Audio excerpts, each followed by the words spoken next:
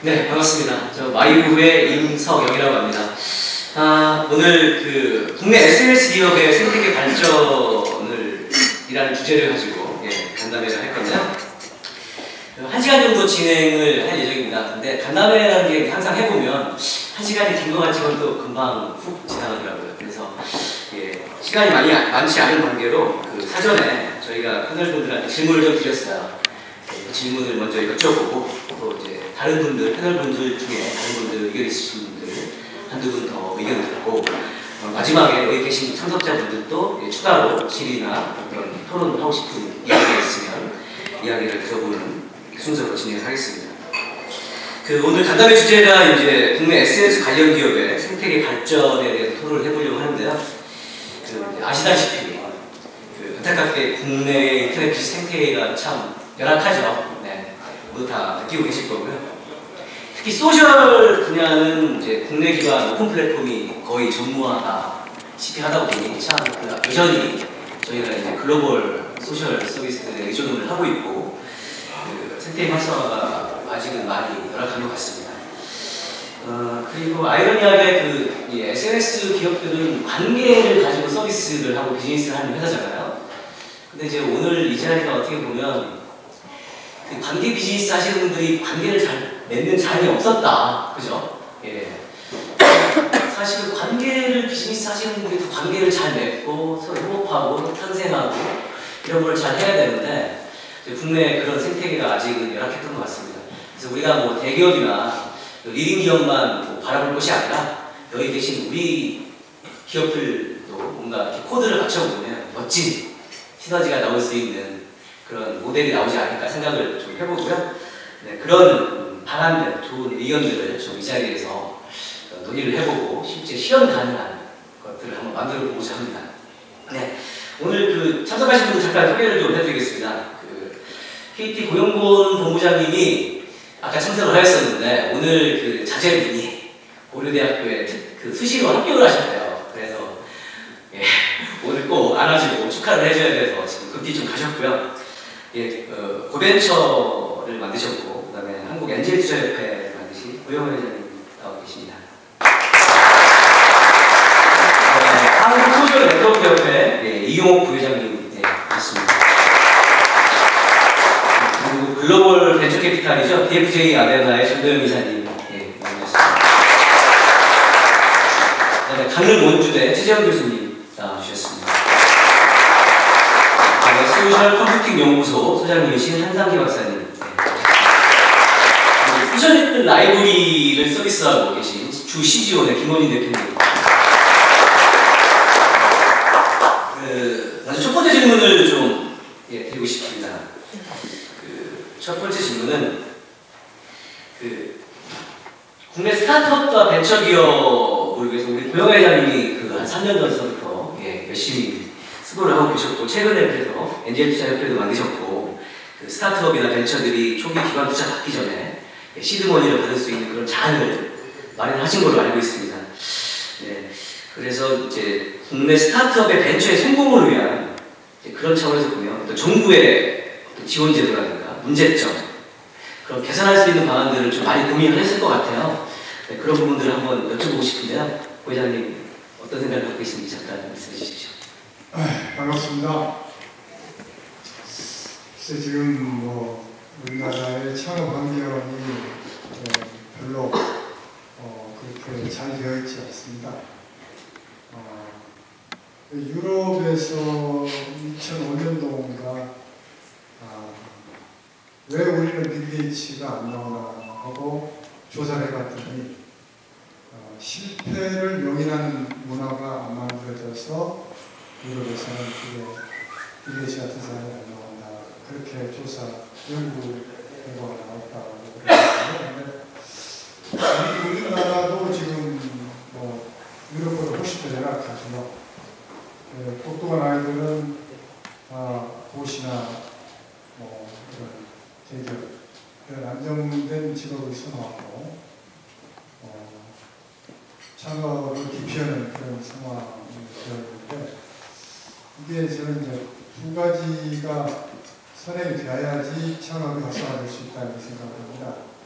첫째는 어렸을 때부터 이 창업 교육이 기업가정신 교육 이런 게 되어야지만이 어려서 그런 창업에 대해서 생각을 해보고 또 실제로 경험을 하고 그러면서 기업가로서의 꿈도 키워나가고 그러는데 우리는 지금 교육 시스템이 고등학교 졸업할 때까지 정말 국영수 수능 위주로 교육을 하다 보니까 그런 개개인의 어떤 잠재되어 있는 역량을 찾아주는 다양한 각기 가지고 있는 그런 역량들을 찾아주는 교육이 되어야를 그렇지 못하다 보니까 여러 가지 많은 부작용들이 생기고 있죠. 그래서 창업 환경을 개선하려면 어쨌든 어렸을 때부터 미국은 지금 기업가정신 재단, 카우프만 재단이라는 데하고 디즈니하고 같이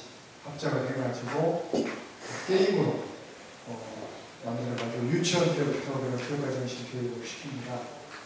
물론 초중고등학교는 말할 것도 없고 교육 전 과정에 창업 교육, 기업가정신 교육이 있기 때문에 미국은 끊임없이 이런 창업이 활성화되고 있는 거고 우리는 상대적으로 그런 부분에서 지금 대단히 미흡하죠. 그리고 두 번째는 이제 또 하나는 창업하는 사람들한테 제일 부족한 게 돈인데 초기 종잣돈을 대주는 시스템이 우리나라는 지금 안 되어 있죠. 그래서 창업했다가 실패하면 바로 신용불량자 되는 경우가 비일비재합니다. 그러니까 잘 아시겠지만은 주거나 신고나 중진고나 이런 데서 돈 받으면 결국 다 대출인데 성공한 사람이야 한 극소수 나머지는 실패하는 여러 번 20대 때 한 5천만 원 빚지고 살면 도저히 일어날 수가 없거든요. 그렇기 때문에 또 창업이 필요하고 상대적으로 미국은 이런 엔젤 투자자가 한 30만 명 됩니다. 그러니까 의지나 열정이나 아이디어 이런 기술만 보고 무조건 투자해 주는 거죠. 그랬다가 또 실패가 하더라도 도덕적 해이만 없다고 판단이 내려진다고 그러면은 또다시 도전의 기회를 주는 겁니다. 엔젤 투자자들이 오히려 그 실패 경험을 높이 쌓아가지고 투자를 해주고 그러니까 미국은 1년에 60만 건의 창업이 일어나고 있는 그런 창업 교육입니다. 우리는 이제 그런 실패를 두려워해야 하는 그런 상황, 그 다음에 어렸을 때부터 그런 교육도 안 받는 이런 부분들이 의견되고 있지 않기 때문에 창업 문화가 활성화되고 있지 않는 거고 또 이런 속에서도 정부는 창업의 중요성을 이제는 좀 많이 깨달아가는 것 같아요. 그래서 작년 올해 해가지고 많은 창업 지원 재료들이 쏟아져 나오고 있는데 이것 또한 일원화되어 있지 않아가지고 부처들 중진공 창업 진흥원 방통위 과기부 문체부 고용노동부 모든 부처가 지방자치체까지 전부 다 창업하면서 뭔가 해보려고 그러는데 이게 그러다 보니까 단발성, 일회성으로 끝나버리고 또 이게 좀 체계적으로 되지 않고 전시효과, 서로 간에 경쟁적으로 뭔가를 성과를 내려고 보니까 그런 전시효과에 치중을 하고 있고 그래서 지금 실질적인 정부에서 많은 돈을 투입해서 산업 지원을 하려고 그러는데도 효과는 극히 미미합니다. 상대적으로 지금 그런 창업 지원제가 잘 되어 있는 이스라엘이나 핀란드나 독일이나 이런 나라들을 보면은 정부에서 이렇게 투자한 지원해준 기업들이 100이라고 그러면은 그 중에서 한 20%는 소위 IPO라든지 M&A가 되어가지고 정부가 투자한 돈 회수할 수 있는 그런 구조가 돼서 핀란드 같은 경우에는 계속 정부가 새로운 돈을 투입하지 않고도 그 투자한 회사들이 돈을 다시 회수시켜줘가지고 계속 순수하게 나가는 그런 효율적인 구조를 가지고 있는데, 우리 같은 경우에는 정부에서 투자해가지고 지원해줘서 성공한 기업이 한 1% 정도밖에 안 됩니다. 그러니까 엄청난 비효율적인 지금 시스템이 되어 있는 거죠. 그래서 저희가 이제 이번에 엔젤 투자협회를 발족하면서 이번 그 대통령 후보 새 후보 쪽에다가 저희가 정책 제안을 했습니다. 해가지고 그 요지는 중소기업청, 지금까지 대한민국은 대기업 위주로 경쟁책을 펼쳤거든요. 그러니까 R&D 자금도 오히려 대기업들이 더 많이 가져가고 있다는 거예요. 그러니까 사실은 뭐 대기업들한테는 R&D 자금이나 이런 정부에서 지원해줄 이유가 없는 거거든요. 독일 같은 경우는 전혀 지원이 없습니다. 대기업들한테는 오로지 중소기업들한테만 지원을 해주는 건데, 그런데 아직까지도 우리나라는 대기업들한테 정부가 지원을 해주고 있어요. 그래서 이 시스템을 바꿔야 한다. 그래서 대기업은 그 사람들 알아서 가게끔 놔두고 중소기업에다가 중소기업 위주로 모든 경영 시스템을, 지원 시스템을 다시 짜야 한다 해가지고 중기청을 이제 중소기업으로 승격을 해서 그렇게 하고, 그 다음에 창업 지원 정책도 창업 지원청을 하나 만들어가지고 모든 지금 현재 각 부서별로 나눠져 있는 것을 하나로 모아가지고 거기서 지원을 합니다. 그런 식으로 좀 점검을 해달라 해가지고 제가 요청을 해놓은 상태입니다. 그래서 어쨌든 뭐 지금 현재 세계적으로 경제가 이렇게 어렵고 또 성장 문제가 좀 다 정체되고 있기 때문에 상당 기간 그 지속적인 고성장을 어렵다 이런 상황인데도 불구하고 지금 그나마로 선방하고 있는 나라들이 이스라엘, 독일, 핀란드 이런 나라들이거든요. 이런 나라들은 창업 시스템이 아주 잘 돼 있어가지고 또한 아이들이 창업을 계속 하니까 그런 성장 속도를 유지해 나갈 수가 있기 때문에 지금 이제 새로 정치를 요구하더라도 아마 이런 창업 문제에 대해서는 상당히 열린 자세로 지원하는 생각을 하게 되지 않을까 그런 생각을 하게 됩니다. 네, 감사합니다. 정부, 그다음에 엔젤투자기관, 엔젤투자협회 같이 새로 제안하는 것들 많이 말씀해 주셨고요. 오히려 또 한국 소셜 네트워크 협회 이명 부회장이 나와 계신데, 소셜 네트워크 협회 차원에서도 같은 관점에서 뭔가 이 벤처기업이나 이런 소셜 비즈니스 기업들한테 도움이 줄 수 있는 역할을 막 구상하시고 계실 것 같은데, 혹시 구상하고 계신 게 있으시다면? 네, 써져 있는 질문하고 좀 틀리네요. 사실 이제 협회라는 게 영리기구는 아니기 때문에 관련된 회원이나 주변 이제 분들이 산업화돼서 뭔가 혜택을 볼 수 있도록, 어차피 우리는 자본주의 사회에 사니까 그런 부분에서 다양한 이제 혜택을 누리고 뭔가 기반을 갖도록 하는 게 이제 주안점이 있겠죠. 네. 회장님 말씀하셨듯이 우리나라가 중소기업으로 성장하기 위한 이 스타트업부터 시작해서 중소기업으로 성장하기까지도 뭐 확률적으로 보면 2년 지나면 이제 50%밖에 안 남고 100대 기업으로 10년이 딱 지났을 때 그 생존율을 보면 10,000개 중에 하나 정도 할 정도 이렇게 확률이 나오는데, 어쨌든 국가적인 차원에서 이런 인식을 가지고 지원하는 문제는 되게 중요하다고 생각합니다. 근데 또 하나 관점이 좀 필요한 것 같습니다. 주변에서 창업자 주변에 도와주는 그런 환경이 있고, 그 다음에 창업자 자체가 어떤 생각을 가지고 해야 되는지 준비하는 관점이 또 하나 필요하지 않나 생각이 됩니다. 주변 여건들은 이제 회장님 말씀하신 것처럼 고회장님이 하시는 이런 일들이 주변 여건을 쉽게 만들어주도록 하는 이제 그런 거겠지만, 창업자 자체가 준비해야 될 요소는 요즘 소셜화되다 보니까 이제 그런 시각들이 많이 생기는 건데 좀 오픈됐으면 좋겠다는 생각이 듭니다. 사실 트위터나 페이스북이 지금 전 세계를 이렇게 휩쓸면서 SNS에 대한 분위기를 끌고 갔지만, 우리나라는 더 획기적인 서비스도 사실 먼저 나와서 전 세계적으로 있을 수 없는 통계치도 만들어냈지 않습니까? 싸이월드가 2004년에 그래서 그 당시에 우리나라 20대 90%를 장악할 정도의 서비스였는데, 결국 이게 지금 두 번째로 K-팝도 들고 가서 미국 갔는데도 불구하고 사실 쉽지 않았지 않습니까? 이게 왜 싸이월드가 그렇게 한참 떴을 때는 우리는 이런 얘기는 한 번도 안 하고 인프라적인 관점을 가진 사람은 아무도 없었거든요. 근데 지금은 그런 얘기를 하죠. 결국 이게 제가 볼 때는 창업하시는 분들 입장에서 보면 우리나라 문화의 한계를 조금 더 넘어서서 인간이 가지고 있는 본질적인 문제를 조금 더 이렇게 고민을 철저하게 해보면 그런데 해답이 있을 거라는 생각이 듭니다.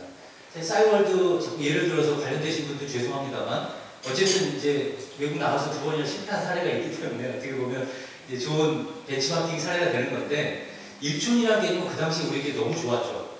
연예인과 유명한 사람들과 관계를 맺을 수 있기 때문에. 그런데 사실 거기까지가 한계였지 않습니까? 근데 잘 보면 이 요소가 우리나라 문화하고 굉장히 잘 맞아떨어지는 요소입니다. 우리는 팔 안으로 굽는 그룹에 들어와 있는 사람들한테 굉장히 충성도가 높고 이 네트워킹이 굉장히 깊습니다. 근데 팔 안쪽으로 들어오는 영역을 벗어나는 바깥쪽 네트워킹은요 의외로 굉장히 배타적입니다. 그러니까 이게 굉장히 많이 구분이 되어 있죠. 그래서 원래 오프라인의 네트워크라는 게 소셜 네트워크라는 게 이제 유행 기술 때문에 오픈이 되면서 우리는 네트워킹의 기회를 잡으니까 지금 이제 많은 사람들이 열광을 하는 건데 이 싸이월드와 트위터와 페이스북의 차이점들을 보면 결국 이 API를 통한 연동 부분에서 이걸 인프라로 쓸 수 있게 만들어줬냐 안 했냐 이것은 내 것으로 생각지 않고 좀 공유하는 차원에서의 그런 창업자 마인드가 조금 더 깊어졌다면 우리나라 문화에 최적화된 사람들을 DB로 보는 그런 사업거리만 남는 것이 아니고 조금 더 본질적 차원에서의 글로벌한 시각을 쭉 가져갈 수 있다고 보는 거죠. 그러니까 제가 이제 이 미니홈피 쪽 담당하셨던 그 개발진을 최근에도 지금 계속 얘기를 하는데 그 얘기를 하더라고요. 미국 가서 해보려고 했더니 이제 안 되는 거예요. 그걸 바꾸려고 했더니 그동안 일중 중심의 네트워크 프로그램 해왔던 그 경치가 너무 터져버린 거예요. 이거를 손댈래야 손댈 수가 없습니다. 방법이 없는 거죠. 이제 알고서도 갈 수가 없는 거죠. 그래서 트렌드에 좀 민감하고 조금 더 폭넓은 시각을 갖는 것이 굉장히 중요하지 않겠나 하는 생각을 좀 갖습니다. 저는 SNS가 요즘 얼마 전에 그 전자신문에 보니까 기사 난 게 SNS 창업이 70~80% 정도 된답니다. 요즘 창업에. 특허나 이런 쪽도 많이 나오고. 근데 왜 그러냐를 보면 대부분의 진입장벽이 낮기 때문에 이런 쪽에 아이디어를 가지고 승부를 걸려고 들어오거든요. 근데 저는 절대 진입장벽이 낮다고 생각지 않습니다. 왜냐면 결국 이 성공의 통계치로 보면 다 나오지 않습니까? 그거는 시작을 했다고 해서 그게 진입장벽이 낮은 거라고 보지는 않거든요. 성공을 할 때 이게 이제 결국 그 의미가 부여되는 건데 우린 철저한 고민이 좀 덜한 것 같습니다. 이것이 글로벌하게 우리는 모든 사업자들이 다 글로벌 가겠다고 고민하지만 실제 우리나라의 그 문화적 환경, 사람을 기비로 보는 습관 이런 것들이 너무 젖어들어서 그 철저하게 고민을 못하죠. 이 인간 내면의 본질적인 측면까지. 그래서 자꾸 인물학 얘기를 하게 되는 건데 저는 이제 오히려 그런 게 깊이 생각하지 못하고 처절하게 고민하지 않는 것들이 우리는 사실 그게 쉽지 않은 일이기 때문에 그게 결국 저는 진입 장벽이 된다고 보거든요. 그럼 결국 그게 안 되면 그분은 뭐 실패하는 거죠. 그래서 좀 그런 부분을 좀 강조하고 싶습니다. 네, 그 공감 가는 말씀을 많이 해주셨는데 저도 작년에 실리콘밸리에 이제 법인을 만들어서 그 기술을 해서 많은 기업들을 만났었거든요. 근데 그쪽의 스타트업들은 개발 초기부터 오픈 API를 설정하고 가더라고요. 설계를 해가지고. 그래서 작은 기업이지만 우리가 가지고 있는 기능이나 컨텐츠를 같은 스타트업끼리 얼마든지 서로 공유하면서 상생을 할 수 있는 그런 분위기가 많이 가고 있는 것 같아요. 근데 한국은 여전히 이제 이 자리에도 많은 기업들 계시지만 저희 마인드조차도 아직 오픈 API도 없고 물론 제휴를 통한 연계는 뭐 하고 있습니다만 그런 이제 마인드 전환도 우리 스스로 필요하지 않나 뭐 그런 생각을 좀 해봅니다.